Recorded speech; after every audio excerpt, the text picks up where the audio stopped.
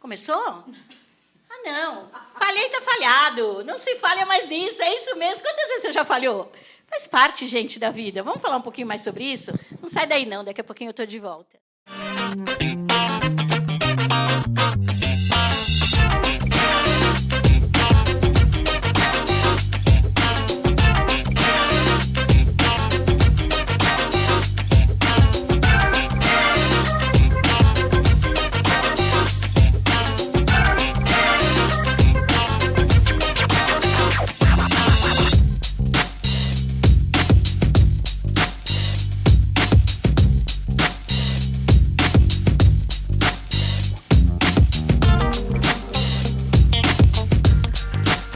Aqui, a gente quer saber como que você lida com seus erros, como você lida com as suas falhas, né? Como é para vocês falharem? A gente falou uns programas atrás, né? Nós queremos atingir alta performance, que a gente se desafia a ser melhor, e quando ferra tudo e a gente falha, gente. Qual a sensação? Broxante. Né? Posso começar? Pode. Bora lá, então. Como atleta, né? Vamos pensar como atleta, né? Viu a régua já. Você está sempre sendo testado o tempo todo. Então, me lembro de ouvir o treinador falar assim, é tudo ou nada, mira no ponto, faz o ponto, se concentra no ponto. Então, muitas vezes, o atleta falha, mesmo estando em alta performance. Só que aí você tem a jogada seguinte. Aí a bola vai para o adversário, aí você precisa recuperar a bola. Estou falando como atleta de voleibol que eu fui, né? Então, eu lido bem com as falhas, porque eu percebo que, se fracassei, só foi uma oportunidade de obter êxito. Então, eu sempre vejo cada falha como oportunidade simplesmente de fazer melhor depois, de fazer melhor outra vez. E eu não estou nem aí se errei. Faço de novo. Mas e para uma cabeça comum, diferente dos esportistas? Olha, eu vou ser sincera aqui. Eu não... Esse negócio de aceitar, de ficar bem, até por conta de ser uma pessoa muito exigente e competitiva. Então, quando tudo que o psicólogo fala tudo é um processo, né? Tudo é um processo, gente. Então, tanto é que isso me atrasou bastante, essa questão de vir para as redes sociais, gravar, fazer lives. Então, estou no processo. Porque você tinha medo de falhar. Eu lido muito bem, né? Eu me arrisco muito, para falar a verdade, né? Assim, por exemplo, eu quero postar alguma coisa que eu nunca fiz. Eu tenho esse comportamento de ir lá pesquisar, tal, coloco. Aí depois eu descubro que está errado, eu falo, está errado, muda, né? Está tudo bem, vai lá e exclui. É lógico que eu não cheguei nesse processo assim, tão rápido assim, né? O amadurecimento me ajudou muito a lidar com isso. Eu penso que foi o amadurecimento, de ser mais leve comigo, de entender que, como a Mônica colocou, que o erro, na verdade, é uma oportunidade de você fazer melhor da outra vez. Eu aprendi isso também. Hoje já não me dói tanto, porque assim, eu sou aquela que eu erro, e eu erro rápido e eu já levanto, entendeu? Eu não fico muito ali, tá bom, vamos, igual o jogo. Vamos pro jogo, vai, próximo. Então, eu não sofro muito mais hoje. Eu lido melhor, assim, porque é isso, né? Você ficar olhando só o erro, você não consegue enxergar a solução. Então, eu já vou logo, se recuperar rápido, sabe? Então, tá bom. Eu sofro ali uma horinha, um pouquinho, uns 30 minutos, dependendo, né? E já vou para o próximo e está tudo certo. Para mim, depende um pouco da falha, do tipo de falha, né? Quando eu erro comigo mesma, quando eu tropeço, quando eu quebro coisa, e é bastante, ai, que saco, vamos lá, vamos outra vez. E às vezes eu dou muita risada de mim com isso. Quando eu falho com alguém, aí isso me pega mais. Quando eu deixei alguém chateado, quando eu não percebi que eu pisei na bola, eu fico ali digerindo aquilo um tempo e procuro um jeito de consertar, de pedir desculpas, né? Agora, às vezes, a outra pessoa acha que eu falhei e eu não acho. Essa é a pior hora, que aí complica tudo, né? Eu, muitas vezes, né, profissionalmente, eu tenho muito uma questão assim, chão de fábrica, às vezes o erro pode ser fatal. Então, na vida particular, eu tenho essa, como vou se dizer assim, Eu consigo lidar bem com os erros, porém, quando eu falho na questão profissional, eu tenho que rapidamente encontrar uma solução. Eu já tive várias experiências, porque a gente lida com maquinário retrofitado, que são máquinas antigas. Às vezes você corta um pedaço que não era para cortar, aí, meu amigo, o negócio fica meio estreito. Então, assim, tudo a gente faz o quê? Eu faço sempre um planejamento antes para que eu consiga minimizar o máximo os erros. Mas e quando o erro acontece num momento em que era determinante? Dar certo ou nunca mais teria a chance de? Eu já passei por isso algumas vezes. Então, e aí qual é a sensação? Aí o que eu aprendi é assim, ó, não está mais no meu controle, solta. Errei, eu assumo sempre assim. Mas aprendizado, né? Aprendizado. Eu era uma pessoa muito difícil de receber feedback, por exemplo. Né? Porque eu já não permitia errar, porque eu não queria que alguém me corrigisse, né? Eu vejo que assim tem a questão psicológica, porque às vezes, por exemplo, como você falou, já errou. Só que às vezes a pessoa ela fica revivendo aquilo. Nossa, mas eu não devia ter feito isso. Nossa, mas e agora? Por exemplo, empresa, como a Gleice falou. Mas agora vai ter um processo em cadeia. Então, quanto mais a pessoa fica ruminando, pensando e revivendo o que poderia ter dado certo, isso causa mais sofrimento. Ok, tem falhas e falhas, né? Então, quando a gente pensa num médico, né, ele não pode falhar numa cirurgia, né? A cobrança é muito maior do que a gente falhar, sei lá, numa estratégia de negócios, né? Então, o impacto é diferente. Agora, se eu não admito o meu erro, se eu não admito ali onde eu tive o meu gap, eu não consigo reverter. Eu não consigo achar solução. Então, faz parte do processo de falha conseguir olhar, de fato, para a situação e aprender com aquilo. Né? Aprender com aquilo até para que aquilo não volte a acontecer no futuro. Né? Para que aquilo possa gerar aprendizado. Sim. Você sabe, você me lembrou o Ayrton Senna. O Ayrton Senna que se tornou o rei de Mônaco, né? De tanto que ele só ganhava aquele grande prêmio. Mas eu me lembro uma vez que eu estava assistindo a corrida e ele derrapou. Mas eu falei assim, mas ele estava sozinho na pista, como ele derrapou? Depois ele mesmo falou que ele ficou horrorizado com ele, porque ele derrapou onde não tinha nada, não tinha ninguém, tinha uma mancha de óleo que ele passou em cima. A partir dali, ele estudou o erro dele e nunca mais errou lá. Falhou? Está falhado. Não se falha mais nisso. É isso aí. Vamos falar com as colunistas? Isso mesmo, Elisângela Manzano com É Mesmo. Logo em seguida, a doutora Silvia Hernandes Mendes. Ela fala O Seu Direito de Saber. E, para terminar, Muniz Tesser com Empresário Legal. Algumas pessoas buscam a transformação financeira. Outras buscam transformar os seus relacionamentos. Aquelas que desejam transformar o próprio corpo para ter mais saúde. Existem aquelas que também querem transformar as suas carreiras, abrir o próprio negócio ou transformar o negócio que já tem.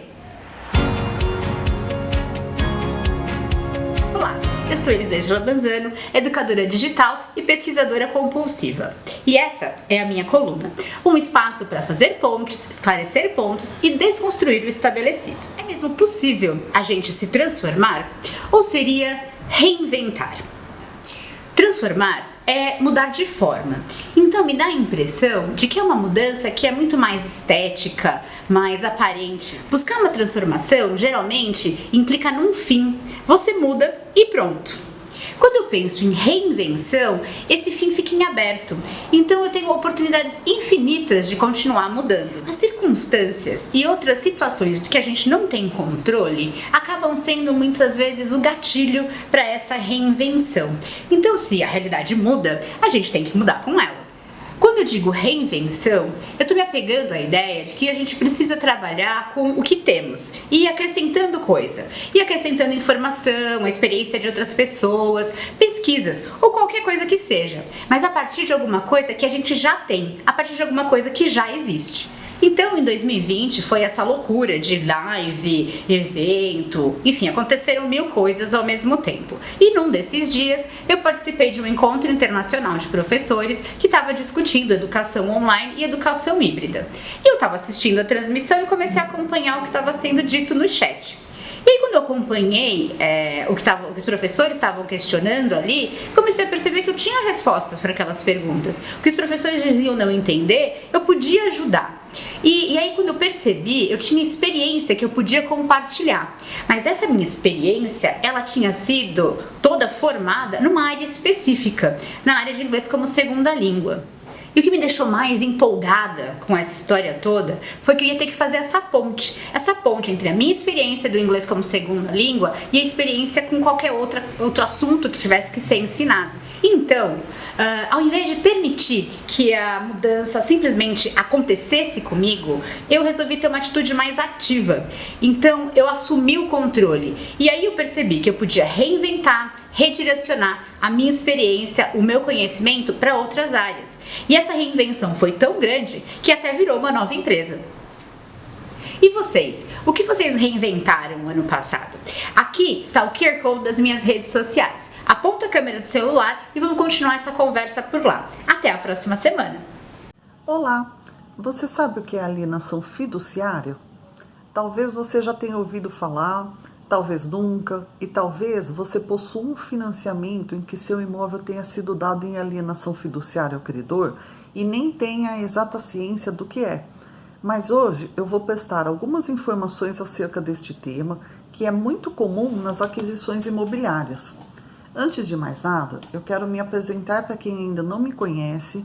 Eu me chamo Silvia Hernandes Mendes, sou advogada, especialista em direito imobiliário e semanalmente trago informações variadas para você ter sempre mais conhecimento sobre alguns temas do direito.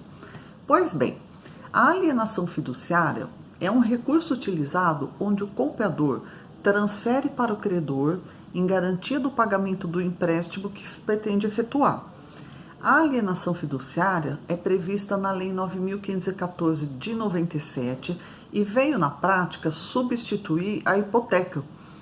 Com isto, ficou muito mais fácil constituir um empréstimo para aquisição imobiliária, reduzindo taxas de juros e ampliando os prazos de pagamento para os adquirentes. Funciona da seguinte maneira: a pessoa interessada em contrair o empréstimo transfere ao credor a propriedade do bem que pretende adquirir, geralmente uma instituição financeira, e este imóvel passa a garantir o efetivo pagamento do valor obtido. O adquirente, que constitui uma alienação fiduciária, dá em garantia do valor do empréstimo a integralidade do bem. Este adquirente passa a ter a propriedade resolúvel do imóvel e não a propriedade plena. Por que resolúvel? Porque pode ser desfeita se o empréstimo não for quitado. O adquirente somente terá a propriedade plena quando a integralidade do empréstimo for quitada, ocasião em que a instituição financeira lhe transmitirá a quitação do imóvel, para então ser quitada a alienação fiduciária e averbada essa informação na matrícula do imóvel, passando a ter a propriedade plena. Enquanto o empréstimo não é integralmente quitado, o adquirente possui a posse, possui a propriedade apenas resolúvel, como eu acabei de mencionar. E caso fique inadimplente, ou seja, não pague as parcelas nos respectivos vencimentos e não consiga efetuar um acordo, será constituído em mora, ou seja, será notificado para pagar, e se não pagar o credor, em 30 dias consolidará a propriedade do imóvel para si e levará esse imóvel a leilão para pagamento dos débitos em aberto do empréstimo. O valor excedente obtido com a venda do imóvel no leilão será devolvido ao devedor, e se por acaso o leilão se der por valor inferior ao da dívida, o saldo do devedor será quitado, pois assim prevê a lei da alienação fiduciária. Se assim não fosse, o devedor poderia, além de perder o imóvel, ainda ficar com débitos em aberto. Como podemos ver, a alienação fiduciária trouxe efetividade para as transações imobiliárias e o credor tem com esse instituto uma garantia valiosa de que não perderá o capital emprestado. Para o adquirente, trouxe facilidade na aquisição dos bens, taxas mais atrativas de juros imobiliários, mas é preciso sempre saber o que está sendo contratado e suas consequências, informando-se para não ser surpreendido com desconhecido. Fico por aqui e até a semana que vem. Você que está pensando em iniciar ou regularizar o seu negócio, já pensou qual nome você vai utilizar? Você sabe quão importante é fazer o registro e a proteção desse nome? Olá, eu sou Monize Tesser, sou advogada especialista em direito empresarial e toda semana estou aqui no quadro Empresário Legal. Para um empreendedor se registrar perante os órgãos oficiais, além de escolher o tipo empresarial correto e mais adequado, é preciso também escolher um nome pelo qual o empresário será reconhecido no mercado por aí afora. E obviamente que será utilizado também para a identificação do seu negócio nas plataformas digitais, nos seus produtos e serviços, embalagens, papelaria, cartão. Então é preciso que esse nome seja registrado e protegido. Pois imagine só confeccionar todo o material, já ser reconhecido pelos seus clientes por este nome e tempos depois outra pessoa vai lá e registra primeiro esse nome nos órgãos oficiais, que você não teve o cuidado de registrar. E daí você recebe de repente uma notificação te avisando que você não poderá mais usar esse nome ou essa marca. Seria uma grande dor de cabeça, não é mesmo? Já pensou ter que trocar tudo? Imagina só o prejuízo. Por isso, ao regularizar o seu negócio, ao registrar o seu nome e a sua marca, você fica mais protegido, fica mais seguro de que ninguém poderá utilizar o mesmo nome registrado por você. O registro e a proteção do nome empresarial é realizado na junta comercial, sendo feita antes uma consulta prévia de viabilidade da utilização desse nome, para conferir, se já existe outra empresa utilizando um nome idêntico ou semelhante escolhido por você. O nome empresarial é aquele que conhecemos como razão social. Ele é o nome jurídico do empresário. É mais técnico e pode ser de dois tipos, a firma ou a denominação, dependendo do tipo empresarial escolhido quando da regularização lá do seu negócio, tá? A firma é formada por parte do nome dos sócios, acrescido do ramo de atividade e do tipo societário. Por exemplo, Souza e Silva Comércio de Alimentos Limitada ou Silva Comércio de Aparelhos Eletrônicos Eireli. A firma pode ser utilizada pelos empresários individuais Eireles e pelas empresas na modalidade limitada. Agora, se você quer utilizar qualquer outra expressão linguística diferente do nome dos sócios, nesse nome empresarial, daí deve ser utilizada a modalidade denominação, que só é permitido às empresas registradas na modalidade limitada ou SA, ou seja, não será permitido ser utilizado pelos empresários individuais. A denominação é composta então pela expressão escolhida, pelo ramo de atividade e pelo tipo empresarial. Exemplo: Apolo Comércio de Brinquedos Limitada. Mas essa expressão você pode também utilizá-la no título do estabelecimento, que é aquele que antigamente chamávamos de nome fantasia, e que também deve ser registrado. É um nome, uma expressão geralmente menor, pela qual o empresário geralmente é reconhecido no mercado, na sociedade, pelos seus clientes. Inclusive pode ser o nome da sua marca. Quer saber mais? Não percam os próximos programas. Um grande abraço e até lá! Voltando. Rita, você trouxe uma coisa no bloco passado que eu acho que é importante a gente tomar de volta aqui para falar. Quando a gente fala com o outro, mostrar essa vulnerabilidade, de pedir perdão. Quanto é fácil isso? Porque quando você fala, como você mesmo disse, consigo mesma, ok, você se resolve, né? Como é que é?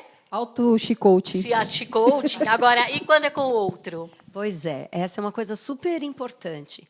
A diferença entre humildade e humilhação, né?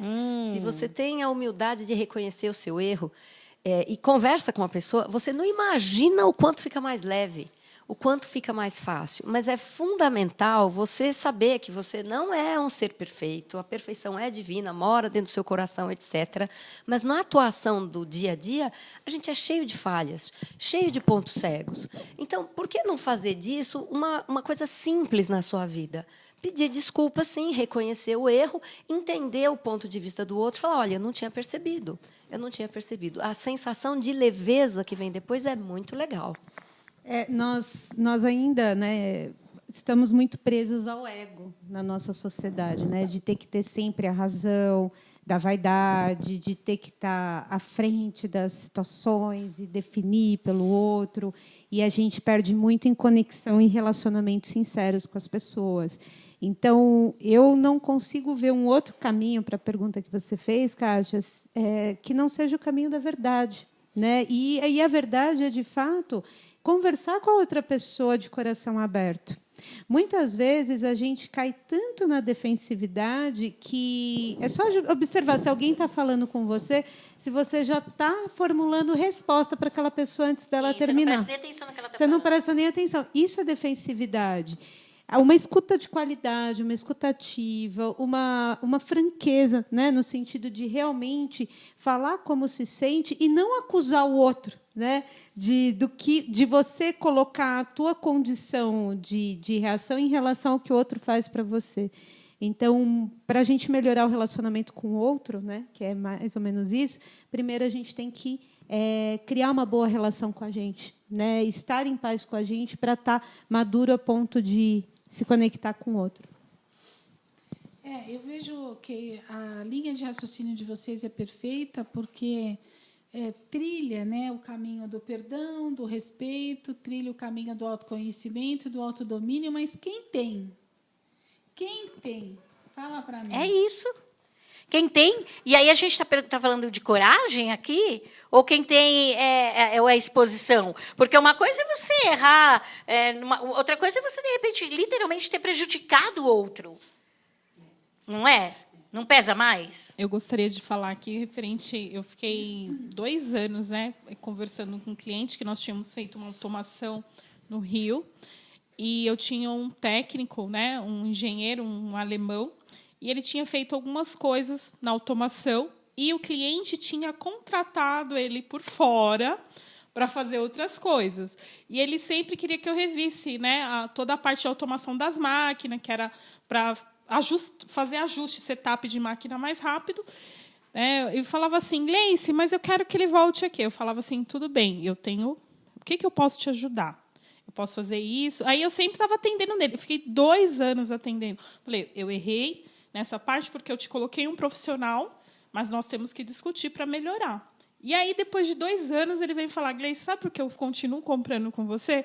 Porque, além de admitir, você nunca deixou de me atender. Então, às vezes, realmente choca as pessoas quando você fala, eu errei, mas é o caminho mais, uma trilha assim, mais genuína, né, mais verdadeira do que você ficar se esquivando da autorresponsabilidade, buscando coisas que não vai surtir efeito. Tem prazo de validade, gente? Até quando a Gleice tem que ficar pedindo perdão e atendendo esse cliente por conta disso?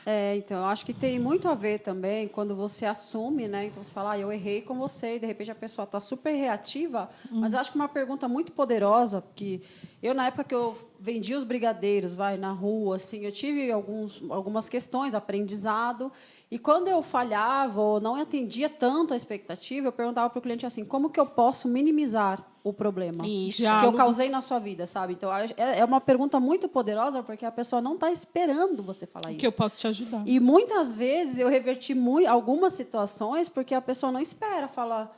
Ela, sabe, ela fala, não precisa fazer nada, está tudo bem. Eu, não, mas eu faço questão, né, de minimizar. Então, se for para o fator humano de outra situação, que não seja produto, mas que seja uma palavra que você falou, algo que não foi legal, né, falar a verdade. Falar, olha, eu estou me sentindo dessa forma, porque eu me comportei desse jeito. Como que eu faço? Né, como que nós dois juntos aqui podemos minimizar isso que está acontecendo e tal? Eu acho que esse é o melhor caminho, porque a palavra, né, o verbo, quando sai, já foi, não vai voltar. E agora, como que eu minimizo, ou o impacto, né? Como que eu minimizo o impacto daquilo que eu fiz? Né? E é por essa linha, não tem muito o que fazer, né? Já foi.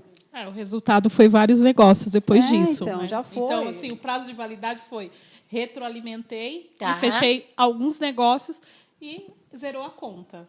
Porque reconecta, né? Assim, traz a confiança de volta, né? Então, eu acho que esse que é o ponto. Palavra confiança.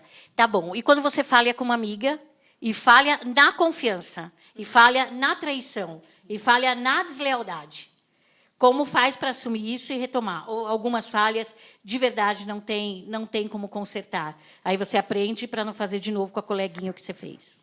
Depende de ambos, assim, né? Porque aí envolve o relacionamentos de duas pessoas, enfim, ou mais até. Mas o caminho é o mesmo, né? É um caminho de verdade, é um caminho de realmente conversar com o outro, admitir, de, né, falar assim, poxa, eu me sinto de tal forma, reconhecer o erro.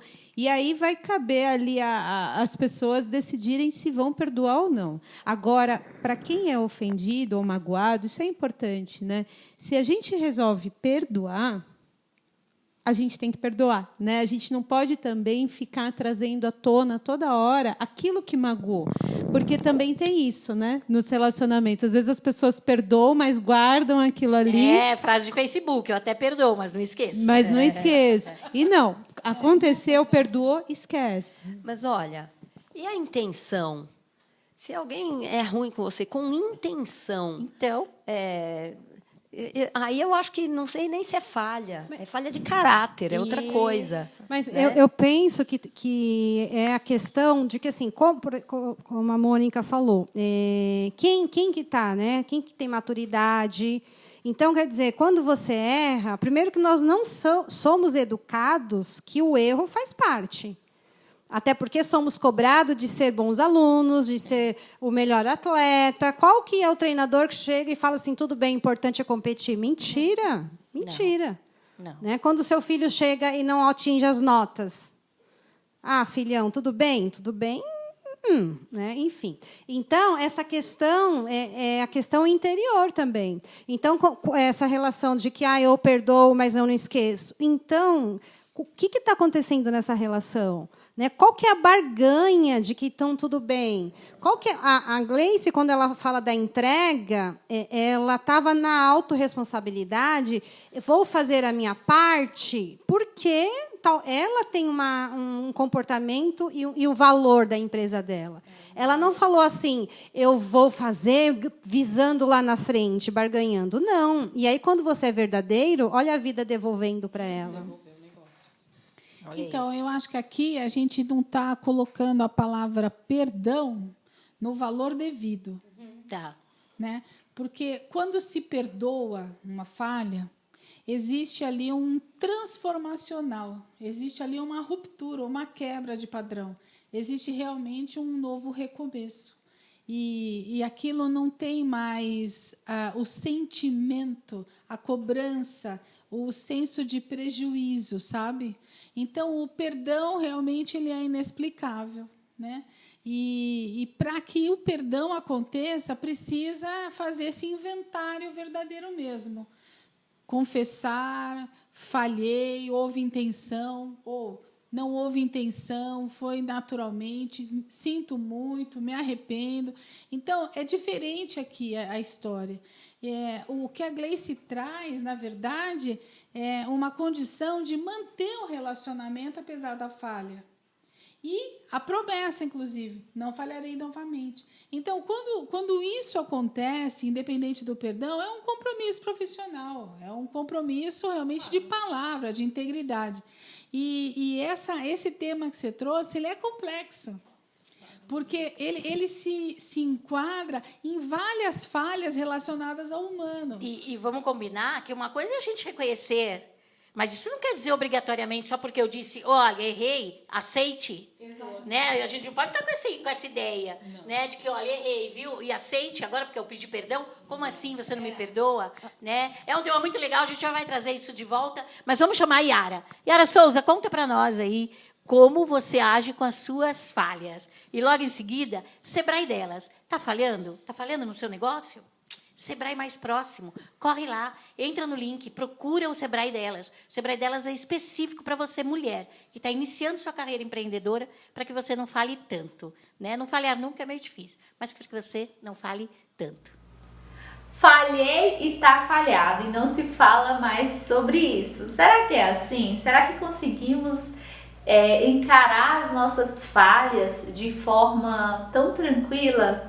Muitas das vezes nos sentimos vulneráveis, né? Porque a falha dá para nós uma sensação de que não foi um dever cumprido, que não fizemos o que tinha que ter feito para que tivermos, né, aquele resultado exigido.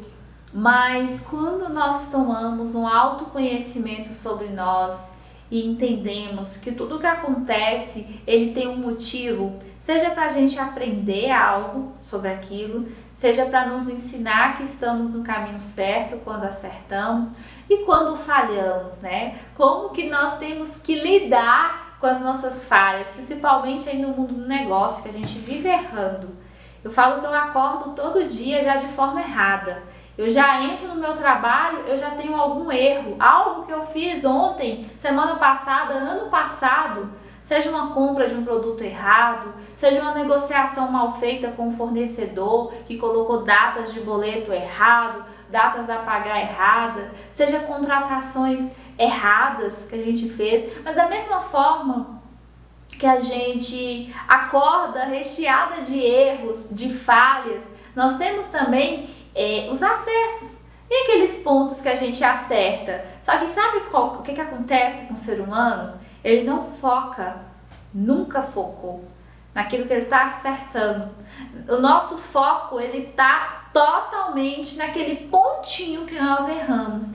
E aí quando nós erramos, quando nós falhamos em algo, nós nos decepcionamos porque nós não paramos um pouquinho, olhamos a situação e falamos, opa, peraí, o que eu aprendi com tudo isso que está acontecendo? O que todo esse processo está me ensinando? Mas, Yara, é possível a gente encontrar um ensinamento em uma falha? São as falhas que ensinam. Na verdade, a maioria dos grandes inventores da nossa história, eles inventaram algo após uma sucessão de erros que eram sendo cometidos. Só que cada erro, cada falha, ela nos ensina. Por exemplo, na sua empresa, você faz uma compra errada, onde essa compra ela não teve saída para os seus clientes. E aí, ao invés, você começa a oferecer ali para os seus clientes e não consegue vender. Ao invés de reclamar pela falha que você teve, agradeça. Opa, eu poderia ter comprado muito mais desse produto lá na frente, achando que ia ser vendável. Para um pouquinho e começa a analisar todas as suas falhas, retirando dela pontos que você aprendeu com aquilo ali, que você pode aplicar no seu negócio, muitas das vezes na sua vida, para que isso não ocorra novamente e reduza uma falha muito maior. Nada é tão ruim que não possa ser piorado. E esse é o ditado mais certo que existe. Você falhou ontem com algo, mas poderia falhar com algo muito maior se não tivesse aprendido naquele erro que você teve ontem. E a vulnerabilidade, ela nos dá essa sensação de fracasso, de erro, mas quando você começa a conhecer, a virar a chave, eu costumo falar muito nas minhas mentorias, que é trocar o seu mindset, né? Vamos trocar ele de um mindset para um mindset de crescimento, onde a partir de agora você vai olhar para as suas falhas, entendendo que elas estão te fazendo uma pessoa melhor. Eu falo que eu sou o resultado de muitos erros e falhas. Os acertos, eles vieram, claro, com certeza, tivemos acertos sim, nós temos acertos, mas eu sou o resultado das falhas, dos erros, porque foi eles que fizeram cada dia mais subir um degrau para o resultado que eu tenho hoje, da pessoa que eu sou hoje. Olá a todas do Agora Que São Elas, meu nome é Ângela, sou analista de negócios do Sebrae São Paulo e esse é um vídeo convite para você que segue aqui o Agora Que São Elas, que acompanha essa programação, para participar do Sebrae Delas, um movimento de incentivo, de fomento ao empreendedorismo feminino, tá? É uma capacitação, uma jornada de 13 horas de conteúdo sobre gestão e inteligência emocional e mais 1 hora de mentoria gratuita e individual para você ter seu momento para falar do seu negócio, da sua ideia de negócio, tá?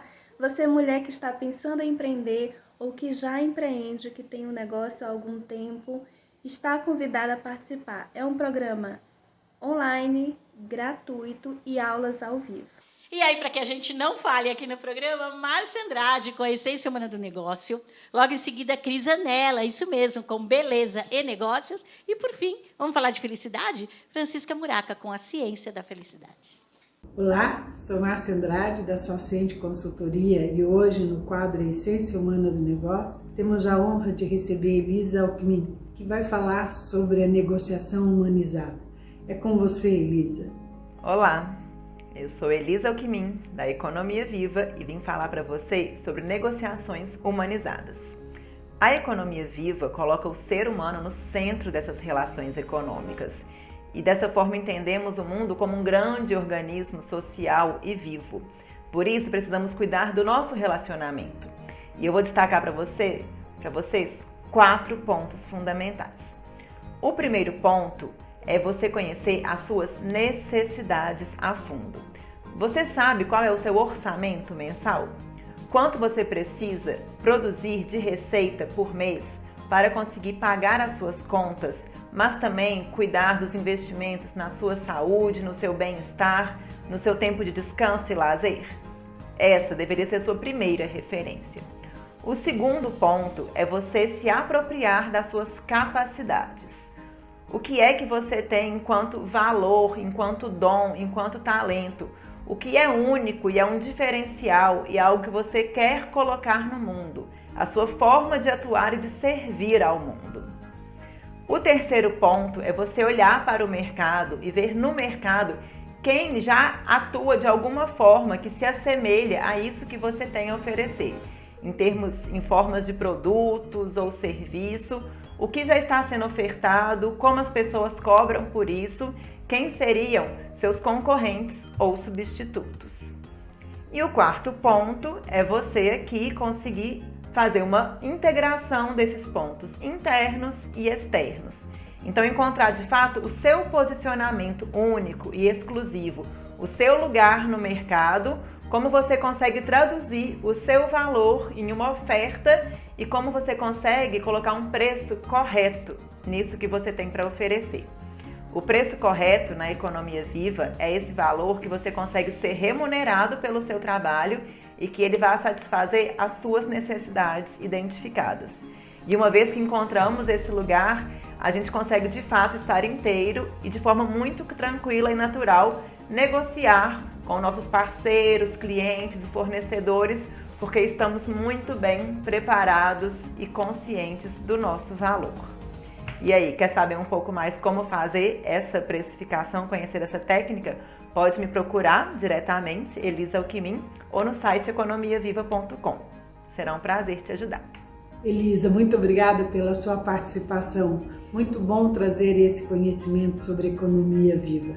Na próxima semana, no quadro Essência Humana do Negócio, vamos falar mais de ferramentas que podem apoiar o desenvolvimento de um negócio mais humanizado. Aguardamos vocês! Olá, sou a Cris Anella, coaching especialista em treinamento comportamental, atendimento, beleza e vendas. E este é o quadro Beleza e Negócio, criar envolvimento e gerar resultado. Hoje o tema é sobre etiqueta empresarial. Qual que é a diferença entre ética e etiqueta? Ética são princípios e regras morais que norteiam o indivíduo no convívio social. Etiqueta é um conjunto de regras de boas maneiras que estabelecem comportamentos e atitudes baseados no respeito ao outro. Ética mais etiqueta, ou seja, boas maneiras e convivência moral, proporcionam melhor convivência e sucesso pessoal e profissional. Saber sobre etiqueta é um diferencial nos negócios. É importante saber se relacionar de maneira elegante em qualquer situação. Para que serve a etiqueta corporativa?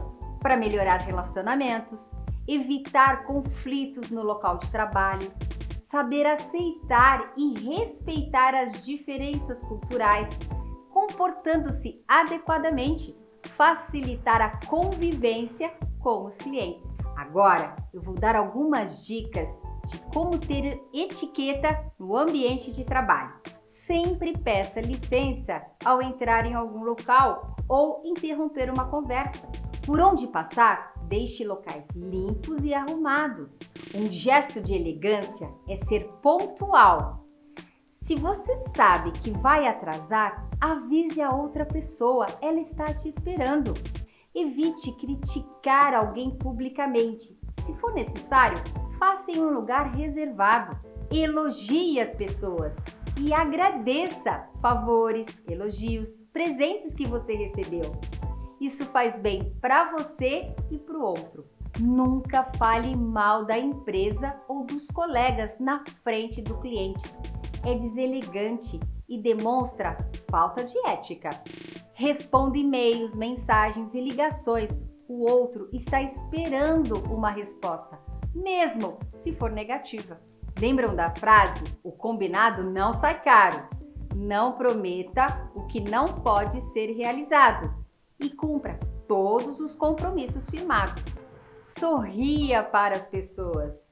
Isto é um sinal de elegância. Ele contagia e cria ambientes mais favoráveis. Esses são gestos simples, mas que geram grandes resultados, tanto na vida pessoal como profissional. Eu sou a Cris Anella e este é o quadro Beleza e Negócio. Me siga nas minhas redes sociais. Beijos!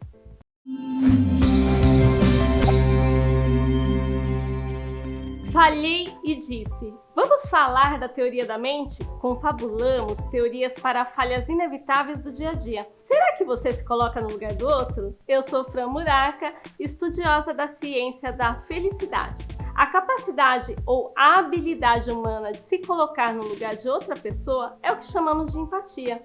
Há uma outra habilidade parecida que recebe o nome de teoria da mente. É o ato de pensar sobre o que os outros estão pensando. É uma importante capacidade para o desenvolvimento sociocognitivo humano, pois permite ao indivíduo predizer possíveis estados mentais de outras pessoas e, com isso, pensar sobre os próprios estados mentais, podendo inclusive se autoaperfeiçoar. Segundo a professora Suzana Herculano, do Departamento de Psicologia e Ciências Biológicas da Universidade de Vanderbilt, em Nashville, Estados Unidos, a teoria da mente permite compreender a diferença, isto é, penetrar e interpretar as crenças alheias e entender o caminho percorrido para se chegar a um determinado estado mental.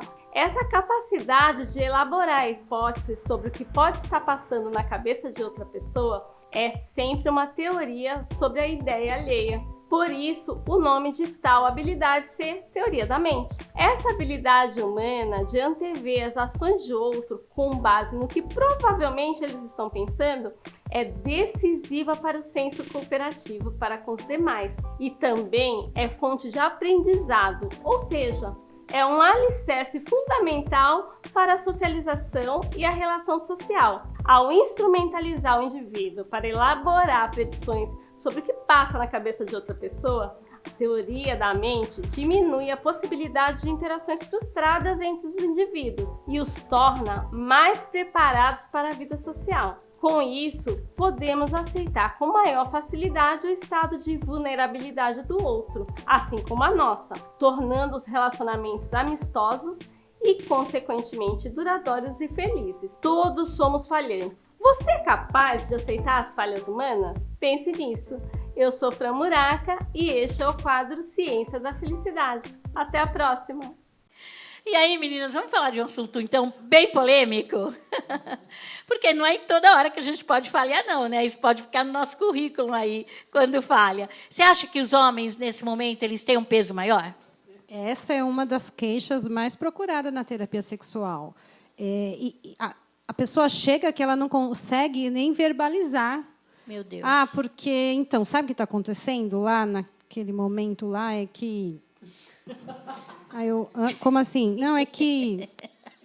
Sabe, assim, que... Então, quando eu falo essa coisa do erro, né, que a gente não foi educado e que tudo bem. E as mulheres também ficam numa situação de que, mas, doutora, o que eu faço? Eu tenho que falar? Finjo que eu não estou vendo o que está acontecendo? Então, quer dizer, a cobrança... E a culpa também, né? A gente adora uma culpa, né? Então, já vem, será que a culpa é minha? né? Engloba uma série de coisas. Agora, falando em estereótipos mesmo, como dos homens nesse momento, e quando a gente falha como mãe, quando a gente falha enquanto profissional, a culpa da mulher ela pesa mais com relação às falhas? Vocês acham mais fácil o homem assumir ou a mulher assumir? Ou não é uma questão de gênero? Eu não acho que é uma questão de gênero. Eu acho que é muito mais uma questão da forma que a pessoa enxerga a vida. Tá. Porque assim, né, a gente fica, né, se chicoteando o tempo todo, né? Não posso falhar, não posso falhar. E o medo de falhar está muito ligado ao medo de perder amor. Por isso que tem essa tendência assim, se eu falhar, se as pessoas não me aprovarem, no fundo eu estou perdendo afeto. Você sabe que eu penso um pouquinho diferente? Porque, às vezes, eu reparo que os homens são mais práticos. Ficou chateada com um amigo, vai lá, já dá um murro na cara dele, depois já estão jogando bola, tomando chopp, resolveu. Sim. Vê duas mulheres, uma chateada com a outra. Meu Deus do céu! É tricô para anos, entendeu? Para anos, tem que falar, tem que rever, mas eu disse, mas você falou, mas eu pensei que você tinha pensado.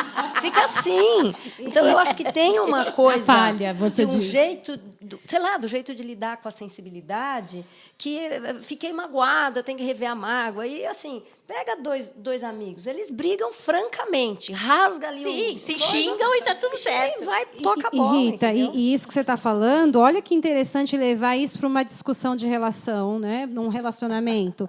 Porque, então, assim, fala tudo o que você tem para falar e também acaba. Porque a mulher vai discutir porque em 1900 e não sei o quê, você estava com a roupa tal. Né? Sabe? Tá tendo uma discussão e fica... Não, mas engraçado, gente, na boa. Lá em casa é o contrário. O Aníbal carrega um baú. Ele abre aquele baú, eu falo, mas de onde você tirou isso? Eu fiz isso mesmo? Meu Deus, que corajosa que eu fui quando eu fiz isso. Ei, cadê essa mulher que fez isso? Entendeu? Porque carrega um baú. Lá em casa é o contrário. Mas, assim, não é gênero. É como a Rita falou. É a questão de quanto que aquilo é significativo. Entendi. E tem questões mal resolvidas ou mágoas, entendeu? E tem muito a ver com a personalidade também, eu acho, né? Porque, assim, toda a comunicação, ela tem um pedido por trás. Tá. Né? Eu acredito nisso. Então, quando uma pessoa é agressiva, quando você tem um comportamento ali que não foi legal para outra pessoa, peraí, o que eu estava querendo comunicar? Ou vice-versa também é verdadeiro, né? Quando a pessoa faz algo para você, e eu faço muito isso em treinamentos de liderança, e tem uma ferramenta que se chama Feedback SCI, que é para os líderes aplicar nos colaboradores. E SCI é o quê? É a situação, o comportamento e o impacto. Que aí você chama a pessoa... Isso para relacionamento é incrível, né? Você chama a pessoa e fala, olha, fulano, lembra daquela situação X? Sei lá, você falou que ia jogar o lixo lá, ia botar o lixo para fora. Ah, tá, tudo bem, então. E aí você foi embora e não jogou o lixo ficou aqui. Comportamento. E o impacto? E o impacto é que, como não pode colocar o lixo hoje na rua, a gente vai ter que ficar com essa comida azeda aqui e tal. E aí tem o terceiro passo, que é trazer a pessoa para a responsabilidade. O que você vai fazer a partir disso para não se repetir? Né? Isso para líderes e tal. Então, é um feedback inteligente, é uma comunicação não violenta, e você acaba permitindo a pessoa de evoluir no próximo passo. E o contrário também é verdadeiro. Você mesma pode fazer essa análise, né? E vai muito do quanto o outro quer receber ou não, e você com você mesma, né? Se resolver em questão disso. É interessante essa abordagem da Val, né? Porque a gente consegue, então, começo, meio e fim do processo. Que eu entendo que, numa empresa, isso é bacana. Também entendo esse lado da Rita, quando a gente fala em relacionamentos, principalmente entre mulheres, que as coisas não se resolvem assim tão facilmente, né? Então, para a gente terminar, porque está acabando, a gente tem pouquinho tempo aí, vamos falar para alguém, vamos falar para o povo lá em casa, uma dica, sei lá, uma ideia. Se está aí, se falhou com alguém, está com o coração apertado, né? O que fazer para melhorar essa relação? Como tem essa questão da dificuldade das pessoas verbalizar, uma dica é primeiro você escrever. Porque quando você começa a escrever, você já vai dar um lugar para toda aquela ruminação, para aquele ranço, aquela raiva. E aí, o que vai acontecer? Quando você for conversar com a pessoa, você já vai mais filtrado, entendeu? Você já vai menos reativo, que foi falado muito aqui da reatividade. Então, essa é a minha dica. Gostei. Acho que uma das coisas que mais atrapalha é o ruminar, né? Que fica aquela conversa infinita, mas jamais com a pessoa correta, né? Então, eu acho que é muito importante você localizar que errou, você comunicar que você não gostaria de ter feito ou que você não vai fazer de novo. O mais importante é isso, que ok, entendi, não vou fazer de novo. E renova, vai para frente. Se a outra pessoa for ruminar, aí é problema dela. A dica que eu dou, e não é uma dica fácil, é praticar o silêncio. Sabe, cala-boquitos? Sabe? Sim. Praticar o silêncio. Então, praticar o silêncio é pensar de uma maneira simplesmente proativa de que o momento certo chegará para se falar sobre aquele assunto. Enquanto não chega, não toque mais nesse assunto. Não é engolir sapo, não é fritar rã, não é pôr frango passar no forno. É praticar o silêncio. E aí, sim, no momento certo, aquele assunto pode vir à tona, sem a ênfase emocional, sem a agressão contra o outro, e aí sim, de uma maneira mais calma e sábia, encontrar o meio termo e encontrar também aquela velha promessa, né? Pode deixar, eu não vou fazer isso outra vez. Tem vários tipos de falhas. Tem as falhas pessoais, tem as falhas profissionais, enfim.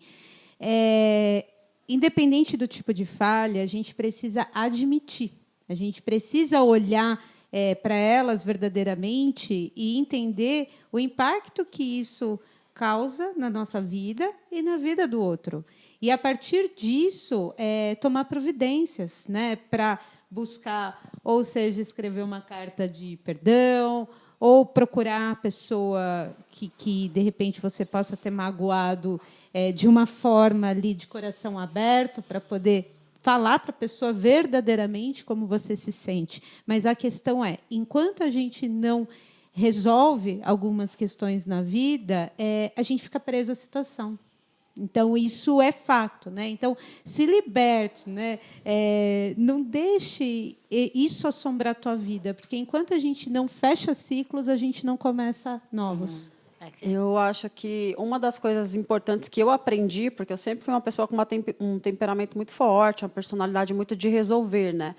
Então, às vezes, eu nem respirava, né? Nem dava aquele processo de, né, absorver a questão. Uma das coisas é nunca tome uma decisão quando você estiver cansado ou cansada, com sono, com fome, com alguma falta, né? Porque você vai canalizar essa energia para resolver aquilo que não é para resolver naquela hora, né? Então, pegando o gancho do que a Mônica falou, primeiro, silencia, entenda o que você fez, por que você fez. Você está repetindo um comportamento de alguém, de repente está, né, tá repetindo um comportamento de pai, mãe, né? Está repetindo um comportamento de um chefe, de um líder que você não gosta. Então, silencia, reconheça, se acalma.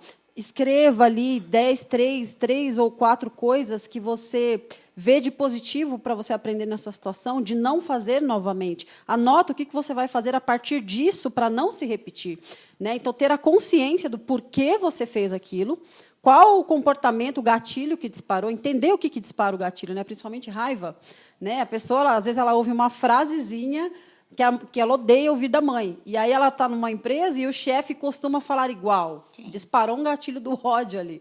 Começa a entender qual é o gatilho que está disparando e escrever 3, 4, 5 microações de comportamentos novos que você quer fazer para não repetir mais isso. Muito legal. Eu, pegando o gancho da Mônica, da Valdeni, né, da Cris, eu comecei a respirar. A dica é respirar. Porque muitas vezes a gente fica radioativo por falta. Eu sempre, quando eu tenho alguma decisão, um feedback a tomar com qualquer tipo, pode ser familiar ou profissional, eu procuro fazer respiração completa e até posso, né, fazer algumas anotações, verificar, né, ter um plano ali antes, mas eu começo a respirar, porque eu já tomei altitudes, assim, você virar um urso, né? Meio radioativo, querer... teve o gatilho, foi por conta da gente... Quando a gente respira, o nosso cérebro ele consegue, né, falar, não, espera aí, estou pensando. Né? Quando você vai com aquela emoção, tudo muito aqui em cima, você acaba... Então, eu respiro e bola para frente. É isso aí. E aí, gente, às vezes a gente falha sem querer mesmo, e a gente nem sabe que falhou. Por isso, quando você for conversar com alguém, porque, de repente, teve esse insight, acho que sim, acho que foi aquilo que magoou, não começa a adivinhar diálogos. Não chegue e fale, vou falar isso porque ela vai responder isso. Não, chegue com os seus argumentos, né? Desde que eles sejam legítimos. E aí vale a pena. Cuidado com as desculpinhas válidas que a gente dá para algumas coisas. E não tem desculpa, não tem desculpa. Você quer ficar bonita? Você quer ter gente bacana do teu lado prestando um serviço legal? É isso. A Vânia Maquiadora, procure ela lá no Instagram, Vânia Ruiz. Logo em seguida a gente tem a Jane Keller, do JK Studios. Ela é sensacional. E claro, né, a Nect Camisetas, simples e chique, isso mesmo. Entra lá no Insta da Tayane que ela vai ficar muito feliz, porque a gente está fazendo muito sucesso com as camisetas aqui. Precisa de segurança na sua casa? Transite, isso mesmo. A Elza Ferreira está te esperando um telefonema seu. Ela quer deixar a sua casa segura, né, para que você possa cuidar melhor da sua família, ok? Semana que vem, claro, estamos aqui.